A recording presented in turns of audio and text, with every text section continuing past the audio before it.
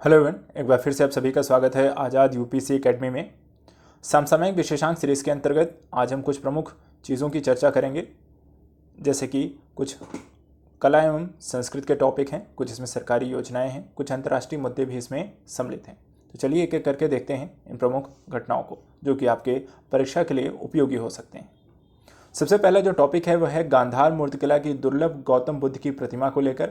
अभी हाल ही में यहाँ पर यह चर्चा का विषय रहा है, तो आइए जानते हैं। देखिए, चर्चा का जो कारण है, पाकिस्तान के खैबर पख्तूनवा प्रांत में एक खेत में पाइपलाइन की खुदाई के दौरान गौतम बुद्ध की एक दुर्लभ आदमकद प्रतिमा यहाँ पर मिली है।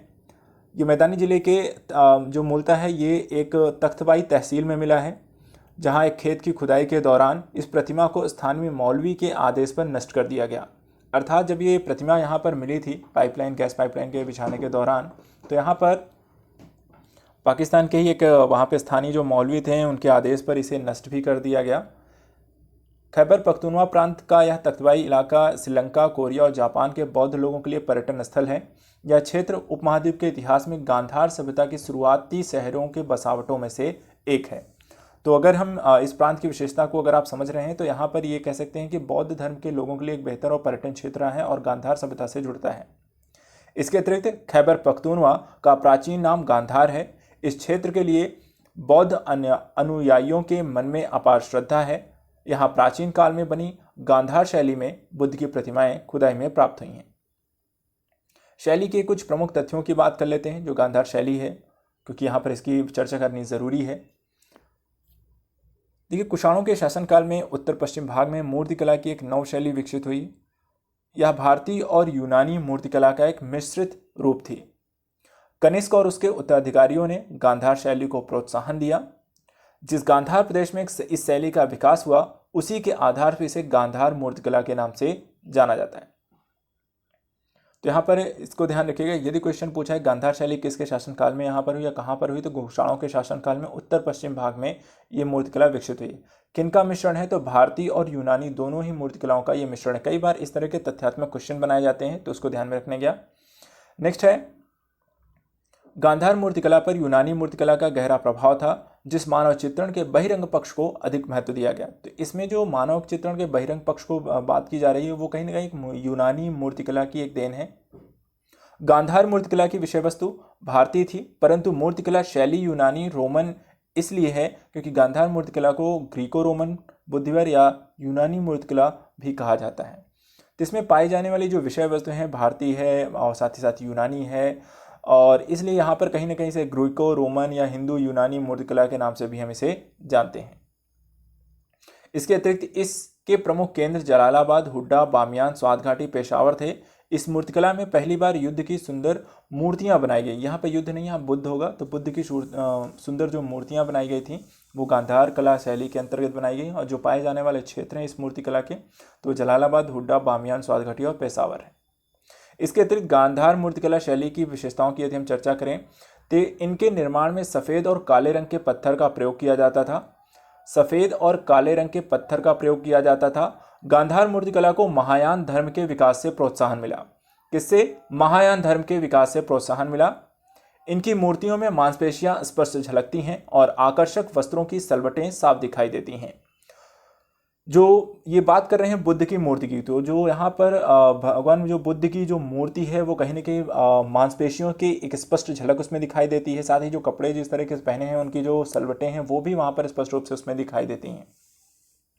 इस शैली के शिल्पियों द्वारा वास्तविकता का कम ध्यान देते हुए बाह्य सौंदर्य को मूर्त रूप देने का प्रयास किया है। तो यहाँ पर व्यक्ति के सौंदर्य को यहाँ पर ज़्यादा अच्छे रूप से यहाँ पर निखारे जाने की स्थिति को यहाँ पर ज़्यादा ध्यान दिया गया है। महीन चूना या प्लास्टर गांधार कला में मूर्ति निर्माण का प्रचलित माध्यम था। तो यहाँ पर जानिए किस तत्व का प्रयोग करके यहाँ पर निर्माण किया है, तो महीन चूना या प्लास्टर का इसमें अधिक प्रयोग किया गया है। इसकी मूर्तियों में भगवान बुद्ध यूनानी देवता अपोलो के समान प्रतीत होते हैं, तो समानता यहाँ पर भी प्रकट की गई है। तो इस तरीके से यहाँ पर गांधार मूर्तिकला चर्चा में क्यों रही, इसकी विशेषताएं क्या हैं और कहाँ पर इसकी क्या क्या चीज़ें इसकी प्रमुख विशेषताओं के तौर पर रहीं, ये क्वेश्चन ज़रूर यहाँ पर प्री ओरिएंटेड पूछा जाता है। कई बार यहाँ पर ऐसे भी क्वेश्चन बनते हैं कि गांधार मूर्तिकला में यूनानी और भारतीय वास्तुकला की क्या क्या क्या वहाँ पर विशेषताएं या समानताएं हैं, तो मेंस में भी इससे क्वेश्चन वहाँ पर पूछे जाते हैं, इसलिए इस टॉपिक को अच्छे से पढ़िएगा। नेक्स्ट टॉपिक है यहाँ पर राष्ट्रीय आपदा मोचन निधि। चर्चा में क्यों है? केंद्र सरकार ने आपदा प्रबंधन के प्रयोजन से आपदा प्रबंधन अधिनियम 2005 के अनुसार किसी व्यक्ति या संस्था से राष्ट्रीय आपदा मोचन निधि में अंशदान अनुदान प्राप्त करने की प्रक्रिया निर्धारित की है। तो यहाँ पर राष्ट्रीय आपदा प्रबंधन अधिनियम के तहत यहाँ पर कोई भी व्यक्ति अनुदान यहाँ दे सकता है, अंशदान दे सकता है। किसमें? राष्ट्रीय आपदा मोचन निधि में, जिसके अनुसार किसी व्यक्ति या संस्था द्वारा राष्ट्रीय आपदा मोचन निधि में अंशदान किया जा सकता है। राष्ट्रीय आपदा मोचन निधि क्या है, इसके बारे में चलिए जान लेते हैं। यह केंद्र सरकार द्वारा किसी गंभीर आपदा स्थिति पर आपदा के कारण आपातकालीन प्रतिक्रिया, राहत और पुनर्वास के लिए होने वाले लाभों को पूरा करने के लिए प्रबंधित की गई एक निधि है। तो मुख्यतः जब भी एक आपदा आती है, जैसे वर्तमान समय में आप कोविड-19 के इफेक्ट को देख सकते हैं, ये भी एक वैश्विक महामारी है, आपदा के तौर पर इसे देखा जा रहा है। तो यहाँ पर लोगों को जो कोविड-19 से इफेक्टेड हैं उनको किस तरीके से राहत के लिए, उनके दवाइयों के लिए, इलाज खर्च इत्यादि के लिए वहाँ पर आप यहाँ पर हेल्प कर सकते हैं। सरकार वहाँ पे इंफ्रास्ट्रक्चर डेवलप कर सकती है, इस तरह का अस्पताल डेवलप करेगी, साथ ही वहाँ पे जो भी दवाई हैं, किट हैं इत्यादि को वहाँ पर, तो इसके माध्यम से कहीं ना कहीं राष्ट्रीय आपदा मोचन निधि इस तरीके से कार्य करती है। इसकी स्थापना आपदा प्रबंधन अधिनियम 2005 के तहत की गई। राष्ट्रीय आपदा मोचन निधि अधिनियम की धारा 46 के तहत परिभाषित किया गया है। आपदा प्रबंधन अधिनियम 2005 के अनुसार इस निधि के निम्नलिखित प्रकार से धन जमा किया जा सकता है। कैसे धन जमा किया जा सकता है उसके बारे में बताया गया है।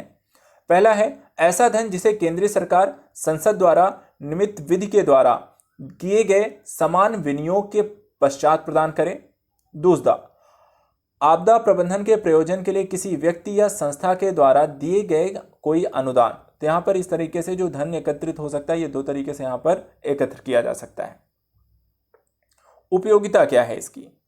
इस निधि का केवल आपातकालीन प्रतिक्रिया, राहत, पुनर्वास के लिए खर्चों को पूरा करने के लिए ही उपयोग किया जाएगा। सिर्फ आपातकालीन परिस्थितियों में प्रतिक्रिया, राहत और पुनर्वास के लिए ही इसका खर्च किया जा सकता है, इसको ध्यान में रखिएगा। इसके अतिरिक्त सरकार इनको अन्य चीज़ों में खर्च नहीं कर सकती है।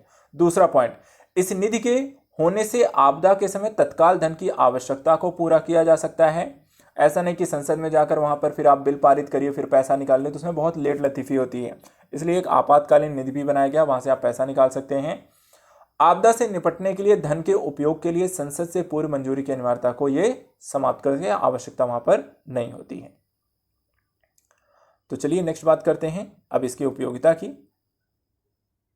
इस निधि का केवल आपातकालीन प्रतिक्रिया क्या, चलिए इसके बाद तो हमने यहाँ पे कर लिया। इसके स्रोत की यहाँ पर जानकारी चलिए करते हैं। इसके स्रोत क्या हैं? वित्त विधेयक के माध्यम से प्रतिवर्ष स्वीकृत धनराशि यहाँ पर इनको मिलेगी। उत्पाद शुल्क एवं सीमा शुल्क के लिए प्रभार और कुछ वस्तुओं पर लगाए जाने वाले उपकर लगेंगे और किसी व्यक्ति या संस्था द्वारा भी एनडीआरएफ में योगदान किया जा सकता है। तो यहाँ पर इस कह सकते हैं जो आपातकालीन यहाँ पर निधि है, इसमें जो पैसा आपको आता है वो पैसा कहाँ से आ सकता है, तो पैसे जो स्रोत हैं वो कहाँ से आपको मिलेंगे? तो वित्त विधेयक के माध्यम से प्रतिवर्ष स्वीकृत धनराशि के रूप में, उत्पाद शुल्क, सीमा शुल्क के लिए प्रभार और कुछ वस्तुओं पर लगाए जाने वाले उपकर, किसी व्यक्ति या संस्था द्वारा भी एनडीआरएफ में योगदान किया जा सकता है। तो ये हो गया आपका एनडीआरएफ से रिलेटेड जो निधि बनाई गई उसको लेकर। अब कुछ चलते हैं अन्य कुछ टॉपिक की चर्चा करेंगे। ये टॉपिक है साइंस एंड टेक से रिलेटेड है। होप मार्स मिशन, संयुक्त सऊदी अरब अमीरात का पहला मंगल मिशन 20 जुलाई को जापान से लॉन्च हो गया। कहाँ से लॉन्च हुआ? जापान से। किसका है? संयुक्त अरब अमीरात का। नाम क्या है? Hope Mars mission. कहाँ जा रहा है? मंगल है, मंगल के लिए, मंगल ग्रह पर 20 जुलाई को लॉन्च किया गया। नाम क्या दिया गया है प्रोजेक्ट का? Hope Mars mission. यह अरब का पहला अंतर्ग्रहीय मिशन है। किस अरब समुदाय का यहाँ पर यह पहला अंतर्ग्रहीय, अर्थात एक ग्रह से दूसरे ग्रह की ओर पहला अंतर्ग्रहीय मिशन है। इस मिशन में कोई इंसान नहीं गया है, ठीक है, कोई इंसान नहीं गया, मानव रहित मिशन है। इससे पहले होप मिशन 15 जुलाई को प्रक्षेपित किया जाना था, परंतु खराब मौसम के कारण प्रक्षेपण 5 दिन टाल दिया गया था। इस मंगलयान को फरवरी 2021 तक मंगल पर पहुंचना है, तब यूएई अपनी 50वीं वर्षगांठ मनाएगा। तो यहाँ पर फरवरी अगर 2021 में ये मंगल पर पहुंचेगा और उसी समय यहाँ पर यूएई के 50 वर्षगांठ यहाँ पर पूरे हो जाएंगे। तो इस तरीके से होप मार्च मिशन के बारे में इतनी जानकारी फिलहाल रखिएगा, बाकी जो फ्यूचर में डेवलप होंगे उसको हम देखते रहेंगे। लेकिन अगर करंट में अभी हाल फिलहाल अगर कोई प्रश्न एग्जाम में आता है तो इसको ध्यान रखना है। वेस्ट टू एनर्जी पहल। उत्तराखंड राज्य सरकार ने वेस्ट टू एनर्जी नामक एक पहल के द्वारा कचरे से बिजली बनाने का फैसला किया है। ठीक है, तो यहाँ पर कचरे से बिजली बनाने का पहल यहाँ पर की गई है उत्तराखंड राज्य सरकार के द्वारा। उत्तराखंड पर्यावरण संरक्षण प्रदूषण नियंत्रण बोर्ड के अनुसार इस कचरे से 5 मेगावाट बिजली पैदा हो सकती। कितनी? 5 मेगावाट बिजली यहाँ पर उत्पादन करेंगे। इससे प्रदूषण पर अंकुश लग सकता है। इस योजना का उद्देश्य पहाड़ी प्रदेश में ठोस कचरे के निपटान के लिए लैंडफिल की अनुपलब्धता की समस्या को हल करना है। तो होता क्या था कि ठोस कचरा जो भी होता है उसको कहीं ना कहीं आप मिट्टी खोद के फिर उसमें डालकर उसको हम पाट देते थे, तो वहाँ पर लैंडफिल की समस्या हो जाती है। तो वहाँ पर इसको भी खत्म हो जाएगा और वेस्ट को यूज़ करके हम एनर्जी भी उत्पन्न कर पाएंगे। तो एक तरीके से 2 काम यहाँ पर एक साथ हो जाएंगे।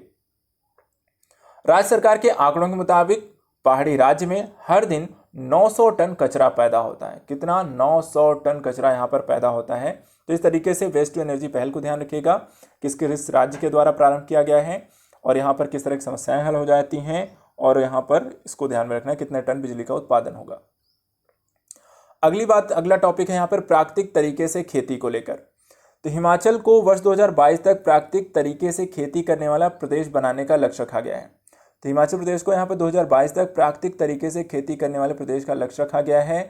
इसे हासिल करने के लिए अभी तक प्रदेश की 3226 पंचायतों में से 2945 में प्राकृतिक खेती शुरू कर दी गई है। कैसी खेती? प्राकृतिक खेती यहाँ पर शुरू भी कर दी गई है मैक्सिमम पंचायतों में। 281 पंचायतों में प्राकृतिक खेती की शुरुआत अभी की जानी बाकी है। तो अभी ऐसी 281 पंचायतें बाकी हैं। ऐसा होने पर हिमाचल प्रदेश में पहला राज्य होगा जहां हर किसान बागवान प्राकृतिक तरीके से खेती करे। तो बागवानी के माध्यम से यहाँ पर खेती करने वाला पहला राज्य आपका हिमाचल प्रदेश बन जाएगा। हिमाचल में 9.60 लाख किसान परिवार हैं, जिनमें 55,000 किसान प्राकृतिक तरीके से खेती कर रहे हैं। ठीक है, कितने किसान परिवार हैं? 9.60 लाख किसान परिवार हैं, जिसमें सिर्फ अभी 55 लाख किसान ही प्राकृतिक तरीके से खेती करते हैं। सीएम कौन है? जयराम ठाकुर हैं। गवर्नर कौन है? बंडारू दत्तात्रेय हैं। तो प्राकृतिक तरीके से खेती करने वाले राज्य हिमाचल प्रदेश है, इसको ध्यान रखिएगा। 2022 तक यहाँ पर पूर्ण तरीके से प्राकृतिक खेती करने वाले राज्य के तौर पर बनने का लक्ष्य रखा है। नेक्स्ट टॉपिक अंतर्राष्ट्रीय संबंधों को लेकर है। भारत इजराइल समझौता। भारत और इजराइल के मध्य साइबर हमलों से निपटने में सहयोग बढ़ाने के लिए एक समझौते पर हस्ताक्षर हुए हैं। इजराइल में भारत के राजदूत संजीव सिंगला और इजराइल के राष्ट्रीय साइबर निदेशालय के महानिदेशक येगल उन्ना ने इस समझौते पर हस्ताक्षर किए हैं। इस समझौते से साइबर खतरों पर देशों के बीच सूचनाओं के आदान प्रदान के दायरे का विस्तार होगा। यह समझौता क्षमता निर्माण और क्षेत्र में सर्वोत्तम प्रथाओं के आपसी आदान प्रदान में सहायता करेगा। कैपिटल यहाँ पर इजराइल की जेरूसलम है। पीएम यहाँ पर बेंजामिन नेतन्याहू हैं। तो भारत और इजराइल 2 अच्छे दोस्त हैं। यहाँ पर काफ़ी चीज़ों को लेकर यहाँ पर समझौते भी हुए। साइबर हमलों को लेकर, साइबर क्षेत्र की अगर हम बात करें तो इजराइल सबसे निपुण देशों के तौर पर जाना जाता है और भारत यहाँ पर साइबर हमलों को लेकर परेशान रहता है। चाइना के द्वारा लगातार साइबर हमले किए जाते हैं। तो कहीं ना कहीं साइबर सुरक्षा को लेकर इजराइल के साथ ये समझौता उसकी साइबर सिक्योरिटी को बेहतर करने में मदद करेगा। तो ये बात हो गई भारत और इजराइल संबंधों की। अगला टॉपिक है यहाँ पर नवीन रोजगार छतरी योजना। तो यहाँ पर ये राष्ट्रीय योजना के तौर पर इसे देखेंगे, राष्ट्रीय कार्यक्रम के तौर पर, राष्ट्रीय घटनाओं के तौर पर। तो नवीन रोजगार छतरी योजना उत्तर प्रदेश राज्य सरकार ने अनुसूचित जातियों के सर्वांगीण विकास के लिए यह योजना शुरू की है। तो उत्तर प्रदेश राज्य सरकार द्वारा प्रारंभ की गई है और अनुसूचित जातियों के सर्वांगीण विकास के लिए यह योजना शुरू की गई है। मुख्यमंत्री योगी आदित्यनाथ ने हाल ही में नवीन रोजगार छतरी योजना का शुभारंभ किया गया है। दरअसल मुख्यमंत्री ने अनुसूचित जाति के गरीब लोगों के विकास और उन्हें रोजगार मुहैया कराने के लिए योजना शुरू की है। तो ये एसटी वर्ग के लोग के गरीब वर्ग के लोगों के लिए रोजगार मुहैया कराने के लिए योजना प्रारंभ की गई है। करोड़ों रुपए इस दौरान लाभार्थियों को ट्रांसफर किए जाएंगे। 3,484 लोगों को लगभग 17.42 करोड़ रुपए की धनराशि ट्रांसफर की जाएगी। मुख्यमंत्री ने कहा है कि समाज का हर वर्ग मजदूर होना चाहिए तथा सभी को समान अवसर मिलना चाहिए। तो यहाँ पर इस तरीके से नवीन रोजगार छतरी योजना अनुसूचित जातियों के सर्वांगीण विकास के लिए है। ये उत्तर प्रदेश में शुरू की गई है। अनुसूचित जातियों को इसके तहत जो गरीब लोग हैं उनको रोजगार मुहैया कराया जाएगा और इसके लिए यहाँ पर वित्तीय सहायता भी दी जा रही है। अगली और लास्ट यहाँ पर टॉपिक है आपका सुपर जॉइंट आइसोपॉड प्रजाति की बाथिनोमस रक्सासा। तो यहाँ पर ये आपकी जैव विविधता से रिलेटेड है, तो इसको देख लेते हैं।